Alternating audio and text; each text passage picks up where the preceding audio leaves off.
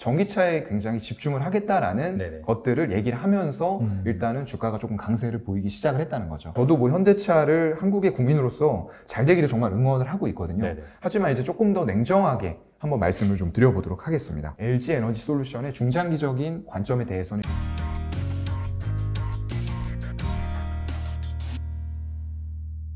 또 현대차, 네. 기아, 자동차 주식들이 이 러시아에서 또 공장을 두고 있고 그렇죠. 그러다 보니까 확실히 전쟁 리스크에 직접적으로 노출이 됐어요. 네. 한 기사를 보니까 뭐 이걸로 인해서 손해액이 4,500억이다. 뭐 그런 얘기도 그렇죠. 나오더라고요. 네, 맞아요. 그래서 최근에 한번 신저가를 찍기도 했습니다. 예. 이런 상황에서 자동차 주식 저가 매수에 좀 기회로 활용해 봐도 될지 좀 궁금하긴 하거든요. 어떻게 생각하세요? 저는 일단은 네. 조금은 더 자동차는 확인을 할 필요가 있다고 봅니다. 네네. 네, 일단 러시아 쪽의 지정학적 리스크가 아니었다고 하더라도 너무나도 외국인들이 물량을 크게 줄이고 있어요. 그 부분은 그래요? 이제 그때도 한번 제가 말씀을 여기서 드렸는지는 모르겠는데 네네. 이런 수소차 쪽에 대해서 일단은 잠정 중단을 한다라고 했어요. 그렇죠. 물론 이제 네네. 나오는 뉴스를 보면은 네. 수소에서는 대단히 이제 좋은 성과를 보이고 있는 것처럼 보여요. 하지만 글로벌 판매 대수 자체가 얼마 되지 않다 보니까 수익성이나 숫자가 찍히는 데는 별 도움이 되지가 않는 거예요. 하긴 뭐 한 몇만 대 팔고 예. 1위라고 하고 막 그렇게 맞아요. 나오니까요. 그렇다 사실. 보니까 네. 현대차에서도 일단은 이쪽에 집중할 때가 아니다라는 걸 아마 심각하게 느꼈을 거예요. 그렇다 보니까 이제 제네시스 상용차가 아니고 승용차 쪽으로 적용하려던 네네. 수소단을 일단은 보류를 해놓겠다. 그리고서 전기차 쪽에 집중하겠다라는 그런 부분들을 보여줬던 거고요. 그게 네네. 이제 얼마 전 어제였나요? 그제였나요? 그 현대차 관련해서 회장이나 이런 부분들이 말씀했던 부분들을 보면은 전기차에 굉장히 집중을 하겠다라는 네네. 것들을 얘기를 하면서 일단은 주가가 조금 강세를 보이기 시작을 했다는 거죠. 네네. 근데 이제 취지 자체는 굉장히 좋습니다. 2030년도까지 이게 보게 되면은 30년도에 300만 대 이상의 전기차를 판매를 하겠다라는 목표를 일단은 잡고 가겠어요. 네. 그리고 현대차에서 지금 보게 되면은 그 전기차의 점유율 자체가 작년 말 기준으로 봤을 때 3% 정도? 전체 시장에서요? 네. 그 전기차 전체 시장으로 네네네. 봤을 때 3% 정도밖에는 안 되는 수준이었거든요. 이거를 이제 2030년까지 7%로 끌어올리겠다라는 포부도 같이 밝혔고요. 네네. 물론 이제 기아차를 같이 묶어서 보면은 점유율은 조금 더 높아지긴 합니다. 네네. 기아차 묶어서 봤을 때는 글로벌이 6% 정도 작년 말 기준으로 됐고요. 네네. 이거를 이제 2030년까지는 12%까지 늘리겠다라는 그런 포부를 밝히다 보니까 주가 자체로는 굉장히 좀 좋은 탄력을 받았던 건 맞아요. 그리고 반드시 네네. 지지를 좀 받아야 되는 자리였어요. 네네. 제가 지수도 네네. 120주선을 말씀을 드렸는데 이게 현대차의 주봉이거든요. 네네. 이게 오늘 4% 오르기 전까지는 정말 좀 심각한 단계가 될 뻔했어요. 네네. 주봉상으로 120주선을 깨고 내려가는 파동들이 나오면서 네네. 정말로 이거 많이 떨어지면은 네. 더 떨어질 수도 있겠다라고 생각될 정도로 수급도 사실은 좋지가 않았거든요.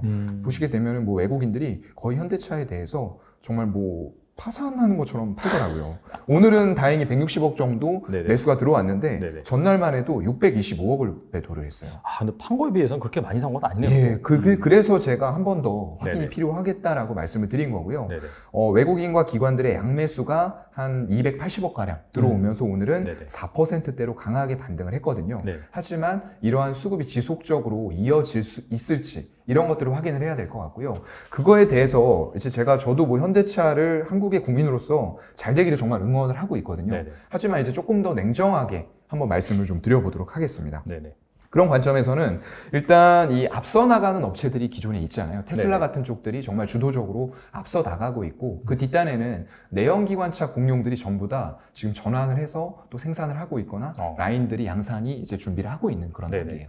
그런 단계에서 현대차가 지금의 내연기관차의 밸류를 가지고 얼마 정도까지 이런 전기차 점유율을 끌어올릴 수 있을까? 지금은 테슬라와만 경쟁을 하면 되는 단계인데 점점 더 많은 업체들이 전기차 쪽으로 파이가 크니까요. 그렇죠. 뛰어들고 있는 상태고 거기다가 리비안, 루시드 같은 업체들도 뛰어들고 점점 더 그런 업체들이 많아질 거란 얘기죠. 그렇죠. 그런 과정에 있어서 과연 내연기관차 단에서 확보했던 정도의 점유율 그 이상을 전기차에서 목표하는 대로 끌고 갈 수 있을 것이냐에 대해서는 솔직히 저는 조금은 이 목표치가 달성이 될 수 있을까? 라고 이렇게 좀 되묻고 싶을 수밖에 없을 것 같아요. 사실 지금 상황에서는 불확실성이 너무 크다 보니까 네, 맞아요. 어떻게 뭐 좋은 기회다, 아니다라고 단정 짓긴 좀 애매한 상황이다. 예, 예. 그렇게 이제 볼 수가 있겠네요. 그래서 일단은 수급적으로는 오늘 강하게 들어오면서 120주선을 정말로 지지받아야 되는 자리예요. 네네. 이거 깨지면 크게 더 깨질 수도 있습니다. 그렇기 때문에 받기는 했는데 이게 단순히 기술적인 문제는 아니고 네네. 외국인과 기관의 수급이 유입이 되기는 했습니다. 그래서 일단은 사볼 만한 자리로 다시 들어오긴 했어요. 근데 여기에서 이제 문제는 아까 말씀드렸던 대로 전기차 시장의 점유율을 목표하는 대로 사실상 전기차 패권에서는 약간은 좀 밀려나 있었다라는 그런 느낌이 없지 않아 있거든요. 네네. 근데 이거를 목표한 대로 정말 12% 현기차 그룹이 2030년까지 끌어올리는 데 있어서 기존의 어떤 내연기관차 공룡들의 파산 공세, 거기다가 새롭게 스타트업들 계속 나오면서 막대한 IPO 자금을 가지고 라인들을 깔고 할 거거든요. 그런 속에서 점유율을 정말 쉽사리 목표한 대로 끌어올릴 수 있을까에 대해서는 약간 좀 의문을 가질 수밖에 없어요. 네. 그래서 조금 더 확인하자. 네네. 네. 아까 그 차트를 보니까 그 매물대도 딱 그 120주선 걸쳐 있는데 맞아요. 되게 많더라고요. 네. 그래서 어떻게 보면 그게 강력한 지지선인데 네. 만약에 그걸 이탈한다라고 한다면 그렇죠. 사실 회복하기가 쉽지 않은 예. 그런 구간에 온 건 맞는 것 같아요. 예. 그래서 이게 이탈이 되는 신호는 아마 네네. 수급적인 면에서 오늘은 강하게 들어왔지만 외국인과 기관들이 당장 내일부터라도 다시 판다라고 했을 때에는 또 네네. 위협을 받을 수가 있는 그런 기술적인 자리이기 때문에 네네. 현대차, 기아차에 대해서는 너무 바로 이렇게 지지받고 하루 외국인과 기관이 매수했다고 해서 바로 접근하시는 것보다는 조금 더 두 번, 세 번 확인하시면서 가는 거를 좀 저는 말씀을 드리고 싶습니다. 알겠습니다. 또 지난번에 그 LG 에너지 솔루션 관련해서 약간 좀 대화를 네. 나눴는데 그때 이제 차장님께서 길게 봤을 때 좀 긍정적으로 보신다라고 네, 말씀을 맞아요. 해주셨던 것 같아요.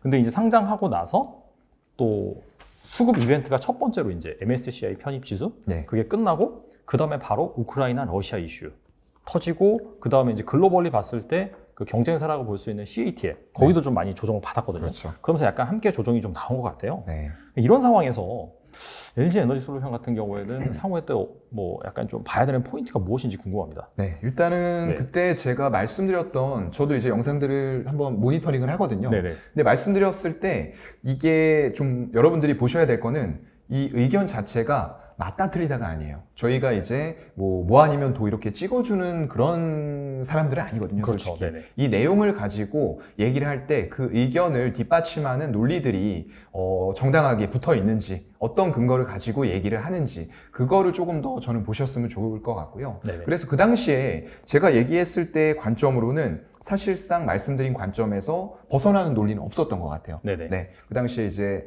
배터리 부분에 대해서 중국 정부 당국에서 어떤 이번 연도 점점 줄여나가는 과정 그리고 내년에는 보조금을 완전히 철폐한다. 그렇죠. 이런 네. 부분들 나오면서 아무래도 하이니켈단을 주로 하고 있는 우리나라의 3원계 배터리 이제 뭐 3사죠. 네네. 이제 LG 에너지 솔루션 그리고 삼성 SDI, SK 이노베이션 네네. 충분히 배터리 가격의 차이가 좁혀지면서 경쟁력이 있을 수 있다라고 이제 말씀을 드렸던 것 같아요. 네. 근데 그 이후에 네. 조금 이제 내용이 바뀌었죠. 네네. 중국 정부 당국에서 배터리 보조금을 철폐를 하려고 했는데 경기 둔화의 시그널들이 나오다 보니까 보조금을 다시 연장하겠다라는 뉴스가 또 나왔어요. 그렇다 보니까 일단은 이 배터리의 가격 차이가 좁혀질 수 있었던 부분들이 지금은 다시 벌어진 그런 상태가 됐기 때문에 네네. 이런 부분에 있어서 조금 수정을 해서 말씀을 드려야 될 부분은 있을 것 같아요. 네네. 최근에도 이제 연기금은 패시브 성격의 자금들을 계속 매수를 하고 있습니다. 네네. 하지만 말씀해 주셨던 대로 외국인들이라던가 이런 기관들, 기타 기관들은 조금 매도하는 그런 분위기가 연출이 되고 있고요. 이거는 뭐 단순히 LG에너지 솔루션만의 문제는 아닌 것 같아요. 네네. 아까 말씀해 주셨던 CATL이라던가 이런 쪽들도 지수가 하락을 할 때 전부 다 이제 조금은 고PER을 받고 있었던 부분들에 대해서 경기가 둔화되면은 이런 쪽들도 생각했던 것보다 좀 속도가 네네. 파이가 굉장히 빠르게 확장이 되고 있었는데 그게 좀 늦춰지는 거 아니냐. 거기다가 반도체, 네네. 차량용 반도체 수급 부분들도 네. 조금 우려스러운 그런 부분들이 될 것 같고요. 네네. 그래서 일단은 지금 보게 되면은 뭐 전기차 시장이 성숙하고 있다는 거는 분명히 변함없는 사실입니다. 네. 이에 따라서 하이니켈단의 조금 하이엔드급 높은 사양의 차량들도 점점 더 채택을 많이 하고 있는 것도 사실이에요. 하지만 이거는 하나 좀 보셔야 될 것 같아요. 네네. 지금 아무래도 소형 전기차의 판매 비중이 조금씩 올라오고 있습니다.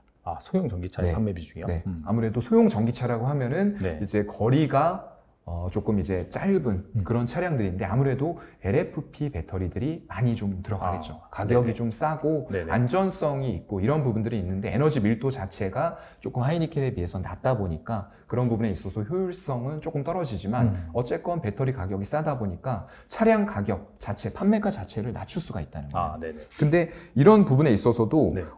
지금 국내에 준중역급 내연 기관차를 보게 되면은 한 3천만 원대가 나오거든요. 근데 이런 급의 전기차 단으로 가려면은 최소가 5천만 원 정도부터 시작을 한다는 거예요. 그렇다고 하면은 네네. 아무래도 열리는 시장에 있어서 조금은 어떤 이 전기차를 살려는 매수자들 관점에서 가격 저항대가 조금은 세다. 이런 부분들이 있을 것 같고요. 네네. 실제 보게 되면 아이오닉 5하고 네네. EV6 같은 경우에 5천만 원대부터 시작을 합니다. 네. 롱레인지 모델 기준으로 말씀드린 거고요. 그래서 서울 기준으로 보면은 최대 보조금이 한 900 정도가 됐었어요. 네네. 근데 이게 점차적으로 이제 줄여나가는 그런 과정들이 펼쳐질 수밖에 없다라고 보이고요. 이 900을 적용한다고 하더라도 최소 4천만 원 이상의 가격을 지불을 해야 된다는 거죠. 그렇죠. 그런 관점에서 조금 중대형 단의 높은 급의 차량들을 사기에는 약간의 조금 이제 가격 저항대가 조금은 센 부분, 그런 부분들 때문에 소형 전기차 위주로 엔트리 모델들 이런 것들이 점점 더 판매 비중이 높아지다 보니까 결국에는 아까 말씀드렸던 보조금을 다시 지급하기로 한 중국 쪽, 특히나 이제 LFP 배터리를 주로 하고 있는 CATL이라던가 BYD 입장에서는 조금 더 좋아질 수밖에 없는 그런 환경들이 좀 만들어지고 있는 것 같아요.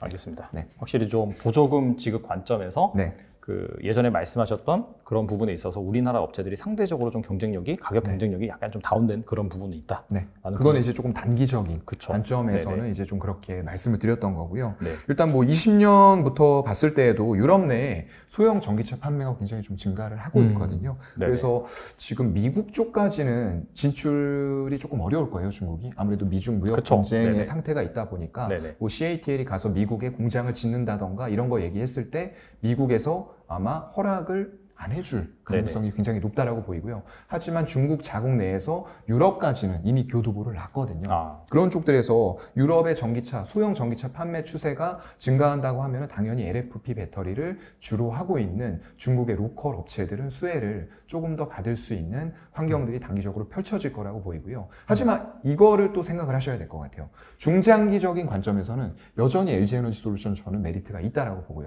왜냐하면은 이런 관점으로 좀 한번 볼까요?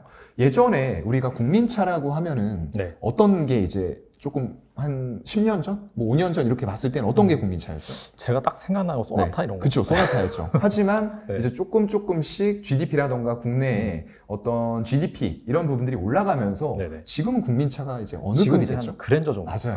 네. 이런 것들에 좀 차이가 있습니다. 점점 더 시장이 성숙하고 커지면서 사람들의 어떤 구매, 소비할 수 있는 수준이 올라가다 보면은 이게 초반에는 시장이 개화되는 시점에서는 소형 전기차들이 많이 판매가 되는 게 맞는 현상인 거예요. 왜냐하면 아까 말씀드린 가격 저항대 5천만 원대부터 시작하기 때문에 당연히 부담됩니다. 그 돈이면은 차라리 조금 이제 어떤 중형 SUV나 중형 세단 같은 것들 국내 내연기관차 살 수 있는데 이렇게 생각을 해버리실 수가 있다는 거예요. 하지만 조금 더 시간이 흐르고 나면은 전기차 단에서도 하이니켈을 적용할 수 있는 차량들에 대한 판매가 점점 더 늘어날 수밖에 없다고 저는 생각을 하고요. 그건 이제 글로벌적으로 전체 놓고 봤을 때에도 소형차 비중에서 점점 더 중형 이상의 하이니켈을 적용한 그런 차들이 많이 팔릴 수밖에 없다고 생각을 하기 때문에 LG 에너지 솔루션의 중장기적인 관점에 대해서는 여전히 저는 좋게 보고 있고 기술력에서 분명히 차이가 있습니다. 그리고 지금 국내 3사도 이런 현상들에 대해서 단기적인 부분들로 LFP 배터리를 준비 안 하고 있는 게 아니에요. 하고 있습니다. 그리고 말씀드렸던 대로 이게 오래된 기술이거든요. 1980년대에 이미 완성이 됐던 기술이기 때문에 어렵지 않아요. 해서 할 수 있는 부분들이기 때문에 단기적으로는 이런 부분의 수혜들을 조금 더 중국의 로컬 업체들이 받을 수가 있는 건 맞을 것 같아요.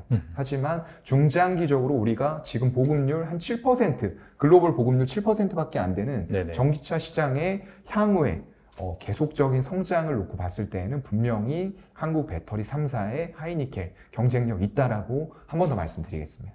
알겠습니다. 향후 전망까지 깔끔하게 짚어주셔서 감사합니다. 그 최근 들어서 시장이 이제 약간 좀 온기가 도는 모습이에요. 네. 특히나 오늘장 같은 경우에는 개별주들이 좀 많이 오더라고요. 그렇죠. 네. 그래서 이게 사람들이 정말 어느 정도 고점 대비 많이 조정 나왔고, 네. 그리고 시장의 온기는 돌아가는 그런 상황.